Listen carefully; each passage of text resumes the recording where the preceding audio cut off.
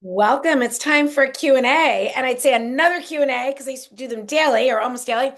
And it's been a minute. So before we dive into these amazing questions about breaking the lazy day feelings, have I ever been overweight, and what is my one weakness with food? Quick introduction. Hi there, I'm Elizabeth, and I was born in 1966. I am a double certified health and weight loss coach, author, content creator, and three-time finalist in the Maximum CoverGirl competition. In my 50s, competing with women mostly in their 20s and 30s because it is time to tell a new story about aging. So I've been showing up online daily for 10 years, mostly on Instagram, and now I'm branching out to some other platforms, sharing my message of health, vibrance, positivity at any age. And if you like my content, if you like my vibe, if you're like, Elizabeth, where can I find more? I'm going to drop a link to my store in the caption, or you can sign up for some free tutorials like poolside planks or how to lose 5 pounds this month. You can grab my cookbooks, my journal, so many resources there, and more on the way. And if you have questions, drop them in the comments and I'll answer them on my next Q&A. So first one comes from Rich. He's been a member of this community for quite a while, who said, how do I break the lazy day feelings? I don't let them set in. So listen, it's fine. We all have different energy levels. I have days where I'm maybe not as energetic as others, but I think the biggest thing is just you build momentum and you get to the point where the things that you do, I'm assuming, Rich, since you're talking about lazy day feelings, pertain to like exercise and fitness, that it's not just what you do, it's who you are that you can't imagine not doing them. So, and also then to make sure that you're flexible enough that you can do this stuff. So it's not so, if I had to go to the gym for 3 hours every day, well, I just would never work out. Some people, that's fine. They would do that. So I think that for me, a big factor is that I'm very big on walking. I like 15,000 steps a day. And that starts for me first thing in the morning. So when I get up out of bed, my alarm's going off, there's a positive affirmation or a positive question, like, how good can it get today? So I'm already setting the tone for a great day. And I feed the animals, I've got to take my little dog Tyson out for a walk. So then after our walk, and while we're walking, I'm listening to maybe some positive affirmations or something.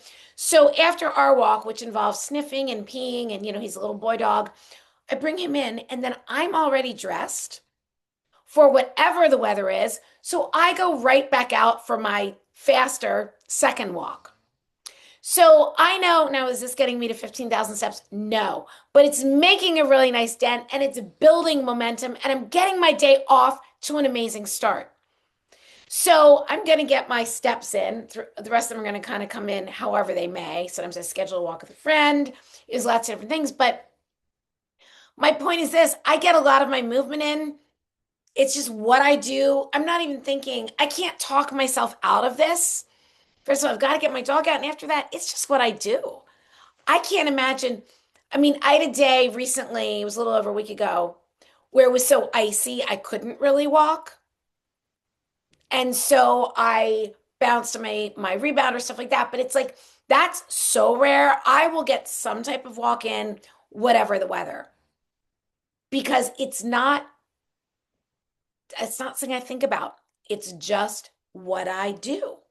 But it's okay to have a lazy day from time to time. Like I'm still gonna get sometimes my 15,000 steps are kind of like, I'll say it's a half-ass 15,000 steps. They're kind of easier, or whatever. So I think it's okay to honor our body's ebbs and flows, but to also know, like, I don't have to talk myself into working out because it's just what I do. And then the rest of my workouts, again, they're not complicated. So the rest of my workout is I do like 5 minutes of core and upper body, 5 minutes of glutes and quads, and bounce a little on my rebounder, and I'm done. So my workouts aren't long. So again, and I'm doing this in the morning, so it just gets done. Like, you break the lazy day feelings by not ever having a lazy, by not really having a lazy day. I think another thing to do, it would be just to, if it's, you didn't get your day after that kind of start and you're just feeling like, oh, I really should do something, I don't feel like it, is to say, why don't I go out for 10 minutes? and just walk for 10 minutes. And if I don't want to walk anymore, I can turn around. And then it's amazing how you're probably going to want to do more once you start moving or running or biking or whatever it is that you do. Um, Jane asked if I've ever been overweight. I don't, not hugely overweight. Like I don't have some dramatic weight loss story. I didn't reverse diabetes and lose 100 pounds. I did gain 53 pounds with my first pregnancy, close to that with my second. Both my children were born C-section. I was in my 30s, like third 30 and 33 for my two pregnancies. Um, and so not only did I gain a lot of weight, I'm very small bone. I'm a small person. I'm 5'1", so gaining 53 pounds is a lot. I had two C-sections with both and ended up developing a diastasis recti later. So losing that weight and keeping it off and having these abs at 59, I mean, that's a flex right there. But I will say that at various times in my life, I've weighed a good 10, 15, even 20 pounds more than I do now. It's been quite a while because since I've had any excess weight.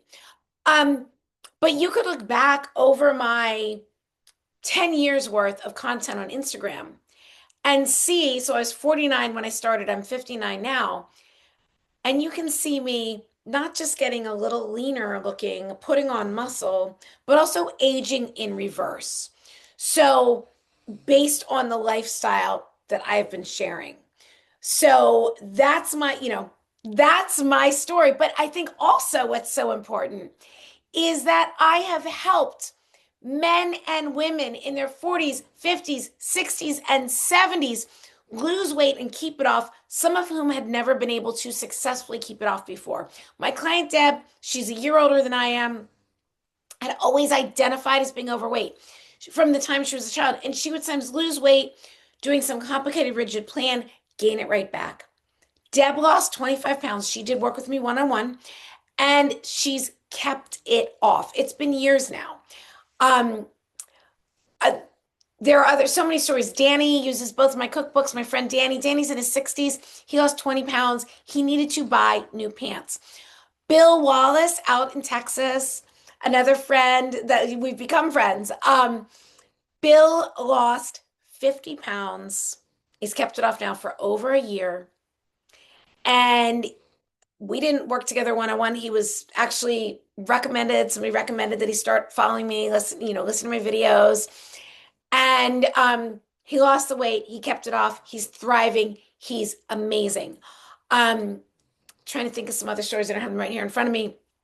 Remember, Debbie bought my first cookbook when it first came out. And within 5 weeks, she had to buy new pants. Drew lost 5 pounds in 10 days using my recipes. He's gone on to lose a total of 15 pounds and put on muscle at the same time. And then there's Leanne. Leanne started following me on Instagram. She started using my recipes, walking more, doing planks.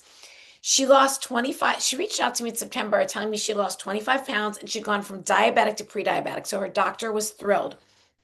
I heard from her again in December. She lost another 10 pounds for a total of 35 pounds. She has visible abs now. She feels amazing. So go, Leanne.